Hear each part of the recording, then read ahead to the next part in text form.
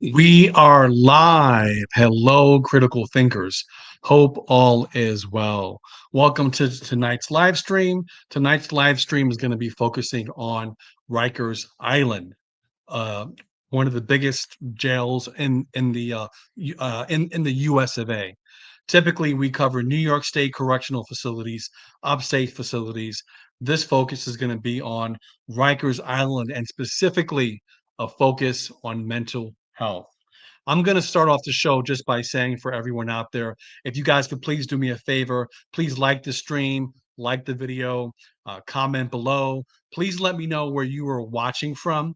If you're watching from upstate New York, you're watching from New York City, you're watching from Australia, London, wherever you're writing, wherever you're watching from, if you can do me a favor and put that in the chat now, that will be greatly appreciated.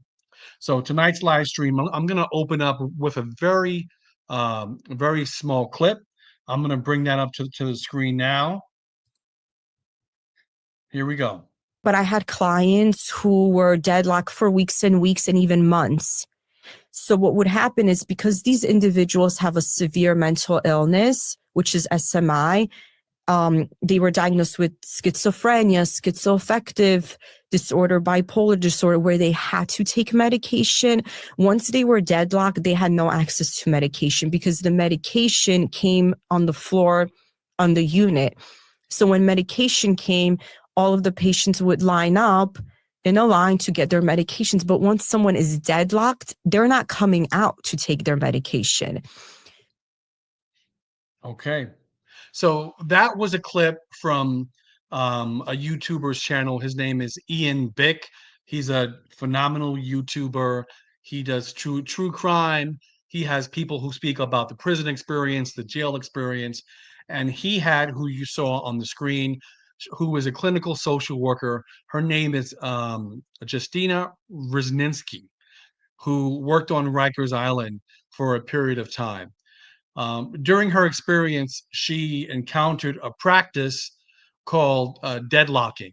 And in that clip from Bick's podcast, she described, part of the process in which mental health incarcerated individuals on Rikers were locked in their cell for days at a time, weeks at a time, and in some cases, even months at a time. This live stream is going to be focusing on an article that Justyna wrote, which was featured in the Marshall Project, in which she talks about her experience on Rikers Island and how she ended up blowing the whistle. So, just very quickly for everyone who just came on, if you guys could please do me a favor, please like the video, comment, let me know where you're watching from. Share it. And if you haven't done so already, please subscribe to the channel. It greatly helps with the algorithm and it helps with my ability to continue to produce this content. And if you feel so inclined to do so, by all means, you can feel free to make a donation. The Cash App is Critical Convo HR, or you can do a super chat or do a super thanks, and your donations are greatly appreciated to help support the work. Thanks again. So Justyna Rzewinski, my apologies if I'm massacring the name, was a clinical social worker on Rikers Island. And again, she published an article in the Marshall Project. We are going to review her article today and have a discussion about it.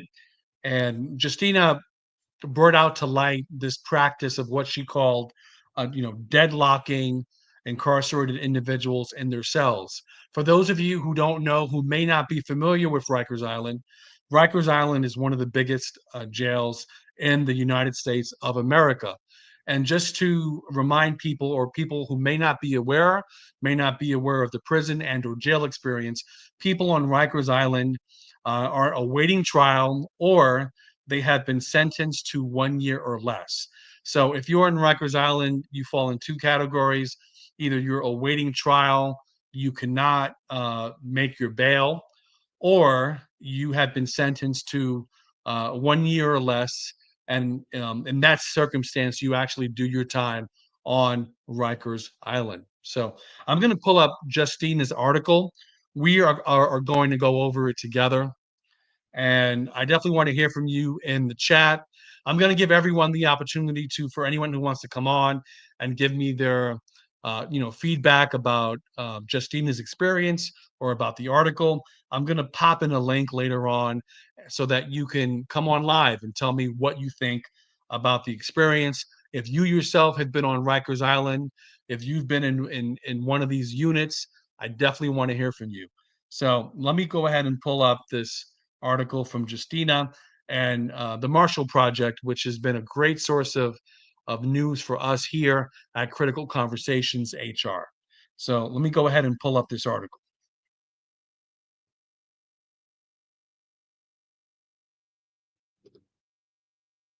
Well, let me do this for you. Okay, here we go. So this article, again, the Marshall Project, this article was penned by Justyna Rzewinski herself. And so this article's in the first person.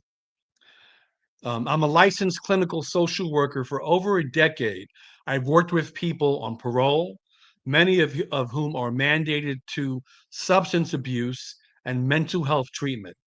My passion for advocating for those directly impacted by our so called criminal justice system has always led me to pursue a PhD in social welfare. I've always hoped to change the policies that harm the people I serve. So in 2023, when the opportunity came to work on New York's Rikers Island jail complex, I knew I had to take it. I didn't want to be another expert who spoke about incarceration without ever having set foot inside a jail or prison. I wanted to witness the reality and to stand beside those living it. So just very quickly, a quick comment about that. I think it's admirable that she wanted to work in this field. She wanted to help, but she also didn't want to be able to speak about the experience from just a textbook point of view. She wanted to be in the trenches, so to speak. And if you're a clinical social worker, there are many places where you can practice your craft, a hospital setting, childcare settings. She wanted to work with the incarcerated. So we have to give her, her props for wanting to work in that field. So let's continue on with the article. I started my job as a clinical supervisor for mental health that December. I was assigned to 2 units in the George R. Verno Center, a jail for adult males. One unit was for observation.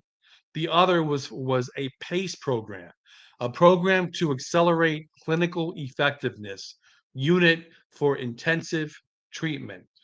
So these 2 units are mental health units, and in which she served as a clinical supervisor. While I had an orientation about my role and job responsibilities, I wasn't prepared for what I soon witnessed: the widespread use of a practice known as deadlocking. When we started off the podcast, I just played a very short clip of her talking about what what deadlocking was. So let's go deeper to see what's happening on Rikers Island and specifically what's occurring in these mental health units.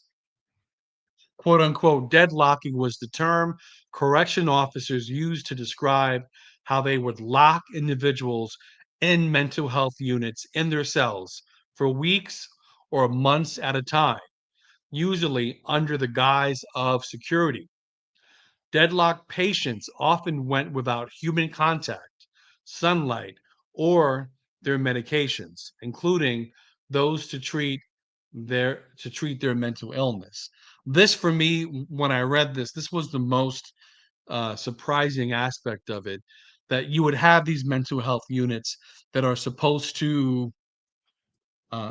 be helping and providing clinical services, but the very thing that they need to maintain, I guess, a baseline or maintain a certain level of mental health is not being done. People not given their medication, and all depending on what they've been diagnosed with, whether they're schizophrenic, bipolar, suffer from severe depression.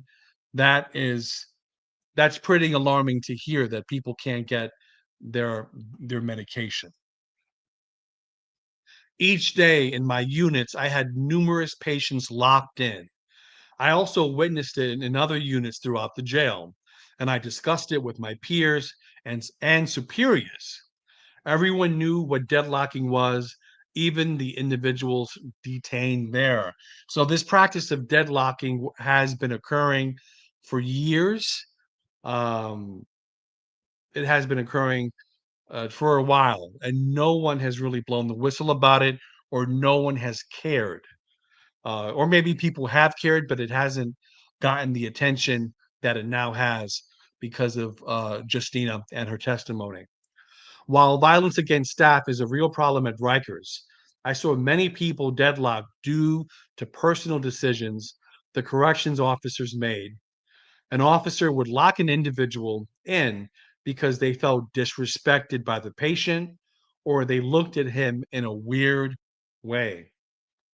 Once patients were deadlocked, they would rapidly decompensate to the point where they'd bang on their doors, scream all day and night, and smear feces all over their cells. The officers would then use behavior that was a direct result of extreme confinement to justify extending it.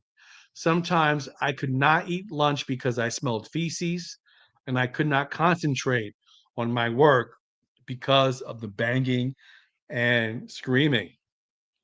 I want to play another clip. Um, and this is a very short clip from the same podcaster of Justyna, mentioning the experience. So I'm going to pull this up now. Would eat the food with their cells smeared in feces with flies. And this is how they woke up in the morning, ate their breakfast, lunch, and dinner in that cell smeared with feces and flies and maggots. Wow. So you heard it directly from Justyna. Basically, she was saying that, the patients would be eating, in a room in their cell smeared with feces, and that's how they slept, with feces in their hair. She mentioned maggots. I just, these conditions, I just don't understand these conditions in such a developed country as the United States of America. I'm gonna jump back to the article here. Um, so it seems like in terms of this situation here, in terms of it's the punishment, you would have uh, you would have incarcerated individuals on Rikers and mental health units being deadlocked, and that in turn would cause this kind of behavior in terms of the screaming, the banging, the smearing of feces, and it seems to be a never-ending cycle because of the deadlocking that would produce more behaviors that the correction officers did not like, and then I just see a vicious cycle that would just continue to occur. So that's pretty bad. Despite going back to the article, despite the pervasiveness, deadlocking was not an official policy. And of course, this would not be an official policy, the same way you would have in New York State facility correction officers claiming incarcerated individuals are, jumping off the wall and assaulting correction officers, and they falsify these use of force reports. That's not going to be documented the same way deadlocking is not going to be documented, and it's not going to be an official policy. Back to the article. We weren't allowed to use this kind of de facto solitary confinement as a tool for managing patient behavior. The practice clearly went against the minimum standards that the Board of Correction had set to ensure safe and humane housing of people detained, especially for those diagnosed with a serious mental illness. Since deadlocking was against the rules, no one documented it. Officers made up their own system to keep track of who was locked in their security bubble. On the control panel, they would place pieces of white paper on top of the buttons that opened the cell doors of deadlocked patients, quote unquote white tags. Let other officers know not to open a cell, because officers had complete control of the practice. Psychiatric staff would record missed doses of medication as patient was not produced or patient refused. To my knowledge, the psychiatric nurse practitioners on the units who were prescribing these drugs saw what was going on but did not speak out. This makes me think of nurses in correctional facilities that are witnessing individuals coming in beaten, assaulted by corrections officers, and they falsify their own reports in terms of injuries. Let's continue on with the article. I could not understand how any of this was happening in mental health units. It made no logical sense that people who were supposed to be receiving treatment were being denied medication and placed in conditions that would exacerbate their symptoms of mental illness. So it's clear that Justyna made a very important distinction, that she noticed that what was occurring was a vicious cycle, and also the denial of medications would exacerbate their symptoms of mental illness and would just create this vicious cycle. As a social worker, I am a mandated reporter of abuse or neglect. For instance, when I worked in an outpatient mental health program, we were told numerous times that if we suspected a client was being harmed, we were required to contact the state's Justice Center for the Protection of People with Special Needs. We also received formal training on how to make a report. On Rikers Island, I was shocked to learn that I was not a mandated reporter for the adult population I served. Now, when I read this sentence here, I that was a little hard to believe, and I didn't really understand it, how she could not be a mandated reporter for the adult population that she served. But if she were in front of me, I would ask her about this. So let's continue on. I really wanted to report the deadlocking to an outside agency because it was inhumane and against my code of ethics, but I was never told who to contact or how to file a report. I even thought about sharing what I witnessed with the Board of Correction anonymously, but I had spoken out about this practice so many times. I was afraid people would put it together. The only way I saw to safely report what I witnessed was to not work at Rikers anymore. So this led to her decision to eventually leave Rikers Island to resign. One individual, whom I call B, left a lasting mark on me and sparked my decision to leave Rikers. He taught me that the most powerful acts of advocacy can begin with speaking the truth and walking away from injustice. Just very quickly, to do a little quick 30-second commercial for those joining us now. If you guys can please do me a favor, please like the video, comment below, let me know where you're watching from in the chat, share it with other people, and if you haven't done so already, please subscribe to the channel. It greatly helps with the algorithm. Let's move on with the article. B was in his early 30s. He'd been diagnosed with schizophrenia years before, and he had a long history of arrest and homelessness. Like many of my other patients, he'd been transferred from another mental health unit. Officers in my unit told me they would be deadlocking B because that was the case in his previous unit. And, quote, he likes to play with shit. Since deadlocks weren't documented, I did not know how long this man had been locked in. By the time I met him, he was screaming, banging, and smearing feces in his cell. His water was turned off because he flooded his cell. Now, what do you guys think about that? This individual in his cell had been locked in. He's smearing feces on the wall. And I don't understand why water would be turned off. If anyone has any experience in Rikers or New York State facilities, why would correction officers turn off the water in their cell? Would that be a means of punishment? Do me a favor and write that in the chat for me. I pleaded with some of the officers on my unit, and they finally allowed him to be let out of his cell.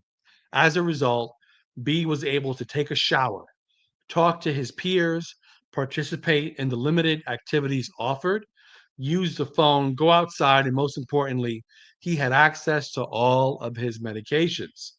Since B had been confined without his medication for at least a month, he still acted oddly. For instance, he often stood by my door and stared. This did not bother me because I knew of his condition. He did great for the first week. However, when I returned to work on Monday, I found him deadlocked again. How unfortunate is that? None of the officers I asked were sure of why.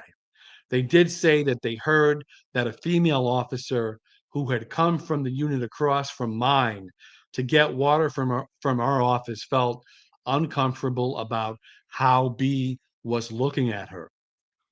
Locked in again, this man was screaming, banging, smearing feces, and tearing up his mattress in rage. At that moment, I realized there would be very little change I could make working in that jail. This sounds very similar to many individuals who work, whether it be the foster care setting, prison setting, jail settings. When you begin to work on the inside and you see the such resistance you get, sometimes it's hard for anyone to stay at these types of jobs. Eventually, I was able to get B transferred to the PACE unit, which offers the highest level of mental health care on Rikers. He was terrified when he came in, asking me frantically if a tag would be put on his cell. Because B had been found unfit to stand trial, he was on a wait list for an outside facility operated by the Office of Mental Health. His turn finally came up and he was sent to a hospital where he spent approximately 3 months. On September 20th, my last day on the job, B came back to Rikers and was unrecognizable. During his time away, he'd received treatment and was not deadlocked. He gained weight and was able to have a coherent conversation with me. It broke my heart when he blamed himself for being deadlocked. I was so heartbroken that I ended the session without telling him it was my last day. Best practice would have been to let him know in advance to give him the opportunity to process and say goodbye. But I would have broken down and cried. I did not want to do that in front of him, the other patients, and the other correction officers. So I went back into my office and cried. I thought this version of B, healthy, coherent, even happy, was who he was supposed to be the whole time. At that moment, I knew for sure that leaving was the right decision. I could do more on the outside that I could on the inside.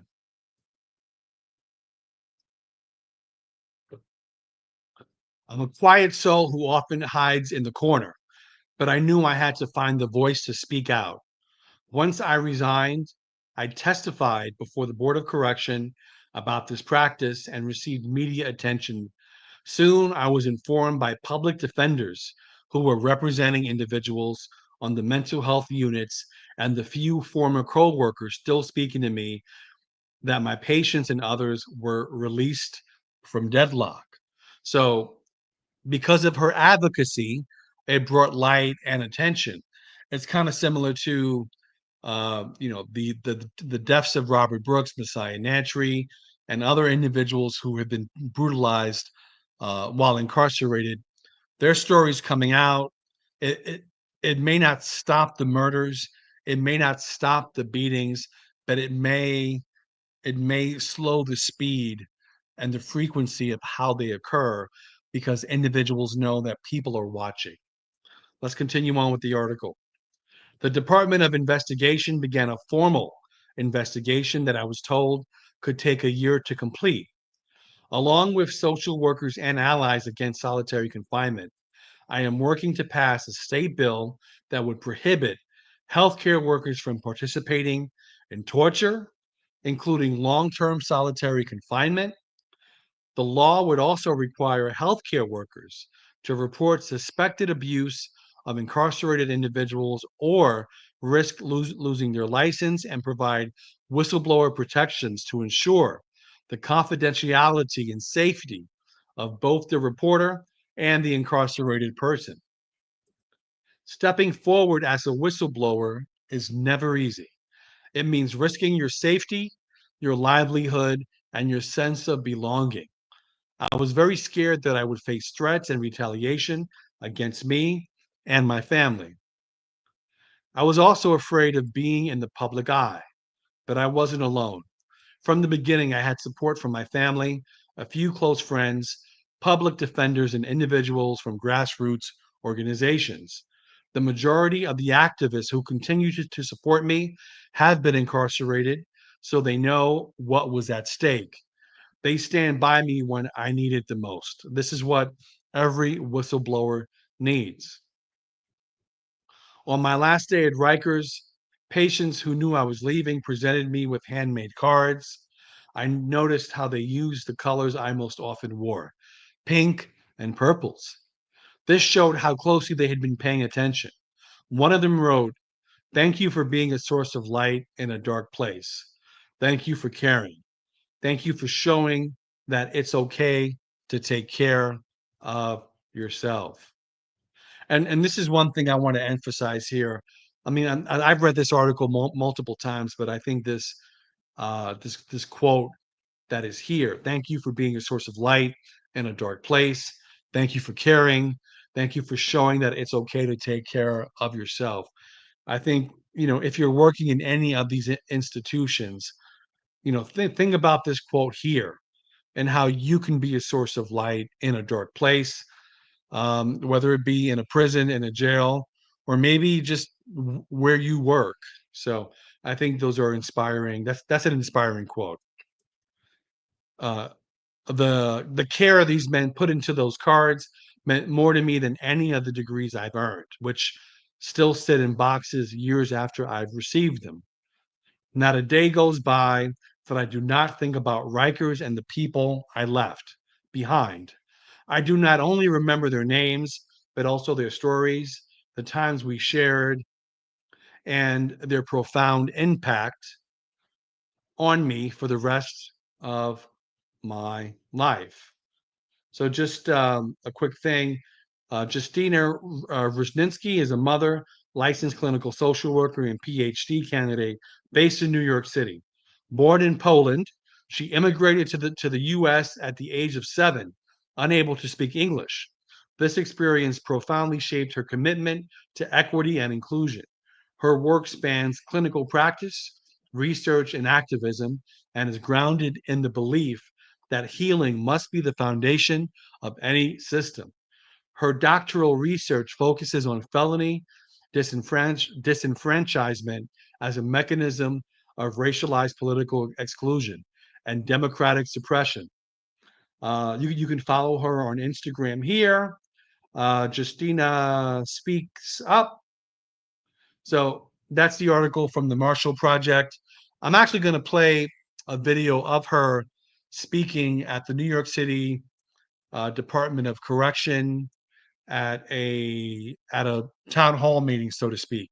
Before I do that, just very quickly, if everyone can please like the stream, comment below, let me know where you're watching from.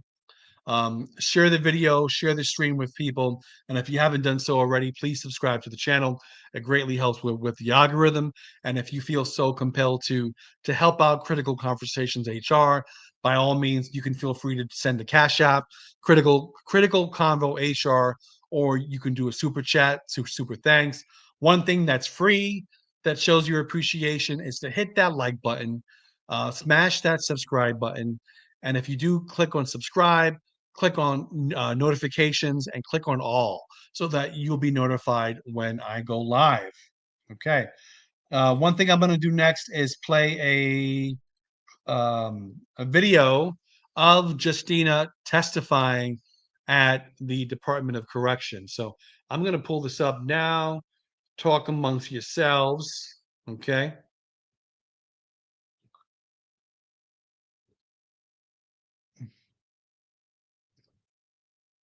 Okay, here we go. You, Justyna Rzewinski. Good afternoon, and thank you for the opportunity to testify today. My name is Justyna Rzewinski, and I'm a licensed clinical social worker. And I had the difficult responsibility of working on Rikers Island from December 2023 to September 2024. During my time there, I saw firsthand the severe and systematic failures within the facility, particularly the use of deadlocking, which I testified about before this board on October 8th, 2024.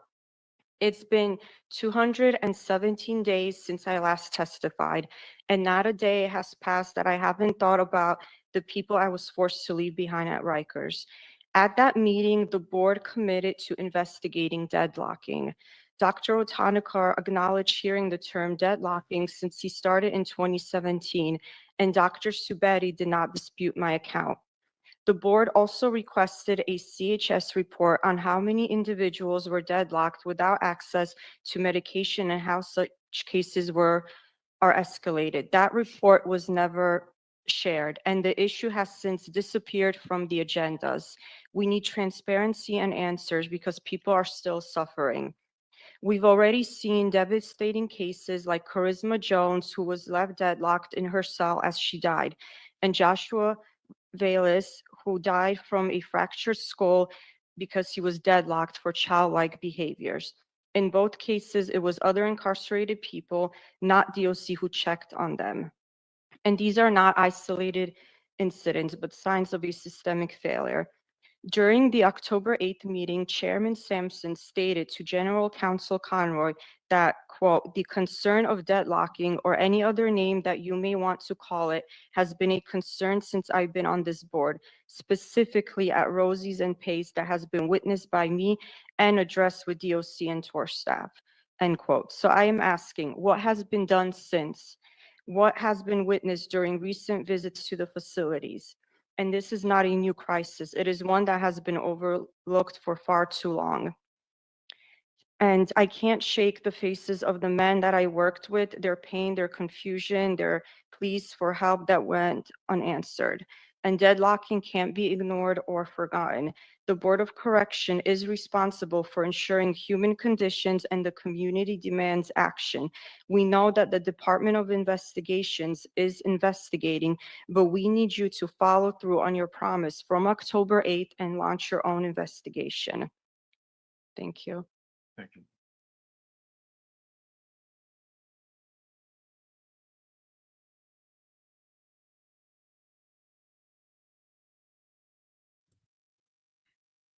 Okay, everyone, that was Justyna testifying at the Board of Correction meeting. That was the second time she testified, and in the article she mentioned testifying right after she left Rikers, and I believe this was the second time she testified asking about the status of an investigation.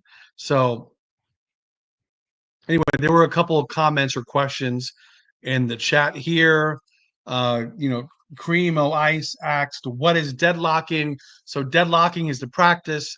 The term deadlocking is used in mental health units for locking incarcerated individuals in their cells. And in turn, they end up not getting their medication. And there's this vicious cycle of not getting medication, acting out, engaging in behaviors that are not good for them, obviously. Justyna mentioned the smearing of feces on walls and urine. And so that's what deadlocking is, not allowing mental health incarcerated individuals to come out. So, okay. Okay. I'm going to plug in again the link to anyone who wants to come on and chit chat with me. If anyone wants to come on and let me know what they think about Justyna, her advocacy as a whistleblower, or whether you have an experience on Rikers, whether you've worked on Rikers. I definitely want to hear from you. Let me know. The only thing that I will say is that if you do want to come on, just do me a favor, and you have to share your camera, you have to share your microphone, and you have to click on Enter Studio. And please don't have any loud music in the back. I don't want YouTube to give me any copyright strikes. Okay. So I'm going to go ahead and just acknowledge some people here, jump to a couple of comments. We have Chris Milky. Chris, thank you for being here. Good evening. Thank you for being here. Chris is a longtime viewer of Critical Conversations, so I appreciate you being here, Chris. Thank you so much. We have Lee watching from New York. Hello, Lee. Thank you for being here as well.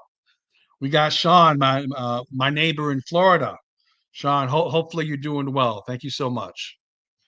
We have Cream of Ice saying, "Wow, this is crazy." Yes, this is crazy. Cream of Ice shaking my head. I agree with you. Shaking my head.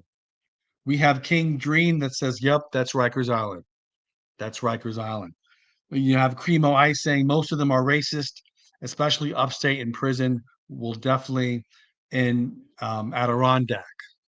So, okay, let me try to pull up a couple other comments, and then we'll call it a night. We'll call it a night. Okay. All right.